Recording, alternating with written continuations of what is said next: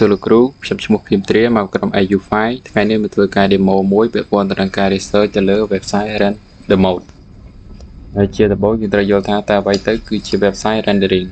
website rendering គឺជា process នៃការ convert HTML CSS ហើយនិង JavaScript ទៅក្នុង web page ដែលអាចឲ្យ user អាចមើលឃើញបាននៅលើ browser ហើយអ្វីទៅគឺជា CSR មកពីវាពេញថា client side rendering គឺជាលក្ខណៈនៃការ server send នៅ HTML file ហើយនិង JavaScript ហើយ browser ហ្នឹងធ្វើការ download នៅ JavaScript ហើយ build ទៅជា web page ដែល build ទៅជា file HTML ហ្នឹងឯងដែលយើងអាចមើលឃើញបានព្រោះ browser វាស្គាល់តែ file HTML ទេហើយនៅហេតុអីបានយើងត្រូវការប្រើប្រាស់ទៅលើ CSR ហ្នឹងទី1គឺពាក់ព័ន្ធទៅនឹង rich interactive UI គឺជា UI មួយដែលមានមុខងារច្រើនងាយស្រួលក្នុងការ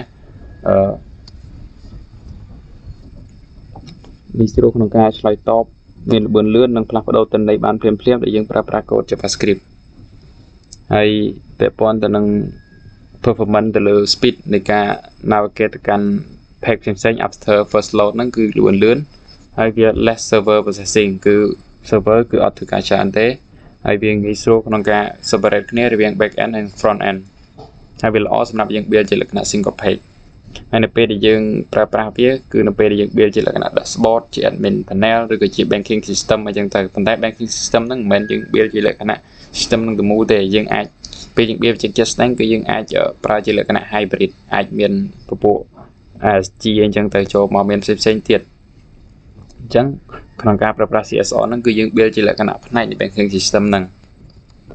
ហើយចំណុចបន្ទាប់តើអ្វីទៅគឺជា ASR មកពាក្យថា server side rendering គឺជាលក្ខណៈនៃ server generate នៅ HTML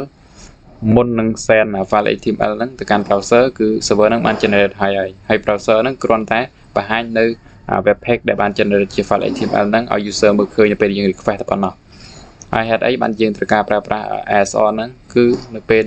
លក្ខណៈនៃការប្រើប្រាស់វាគឺវាមានល្បឿនលឿនក្នុងការ load នៅ first page ហ្នឹងហើយវាល្អសម្រាប់ search ទៅលើពពួក engine ឬ Google អីហ្នឹងគឺយើងចង់ search ទៅលើ website របស់យើងគឺងាយស្រួលហើយវាល្អសម្រាប់យើងធ្វើទៅលើពពួក social media preview អីគឺយើងប្រើពពួក ASR ហ្នឹងទៅហើយសម្រាប់ user experience ក៏ល្អដែរព្រោះអី user ក៏អាចងាយស្រួលងាយមើលអញ្ចឹងទៅព្រោះវាមានលក្ខណៈ standard នៃការ build របស់គេហើយមួយទៀតនៅពេលណាដែលយើងប្រើប្រាស់ ASR ហ្នឹងគឺនៅពេលយើង build នៅ website new website build website ជាលក្ខណៈ blog ជា e-commerce ជាអីហ្នឹងគឺយើងប្រើពពួក ASR ហ្នឹងពួក ASR ហ្នឹងយើងត្រូវការសរសេរជាលក្ខណៈ logic ច្រើនមាន back ហើយ front ចូលគ្នាអញ្ចឹងទៅអញ្ចឹងយើង build ជា e-commerce គឺយើងគួរតែប្រើឬក៏ post system អីចឹងហើយមួយទៀត ASG មកពាក្យថា static site generation គឺជា page ដែល generate នៅអំឡុងពេលដែលយើង develop នៅពេលដែលយើង develop website ហ្នឹងគឺយើងបាន generate វាទៅជា file HTML ហើយបន្ទាប់មកទៀតយើងអាចនឹង deploy ទៅក្នុង CDN នេះទៅ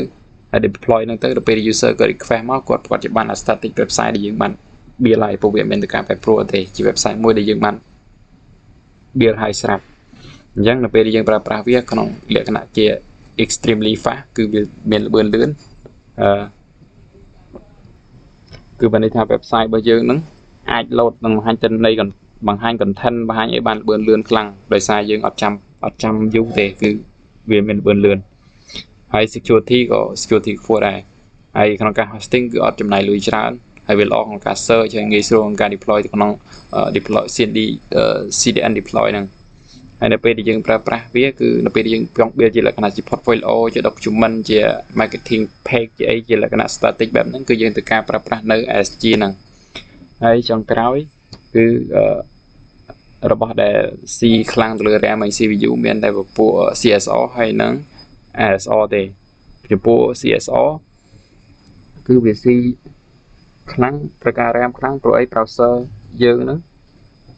ត្រូវការធ្វើការងារច្រើនជំនួស server ដូចជាបង្កើត UI គ្រប់គ្រង data និងដំណើរការ JavaScript application ហ្នឹងគឺត្រូវការ RAM ហើយចំពោះ C ទាំងពីរទាំង CPU ផងទាំង RAM ផងគឺ ASR ពួកអី ASR យើង build ជាដូចវាបញ្ជាក់មិញគឺមានយើងអាច build ជា e-commerce អញ្ចឹងទៅអញ្ចឹងវាមានទាំង back ទាំង front ហើយ back ហ្នឹងគឺធ្វើការសរសេរ logic ច្រើនអញ្ចឹងគឺវាប្រកបជា C ទៅលើ CPU ថែមហើយចំពោះកិច្ចការរបស់ខ្ញុំកិច្ចការស្រាវជ្រាវខ្ញុំមានតែប៉ុណ្ណឹងជម្រាបលាលោកគ្រូ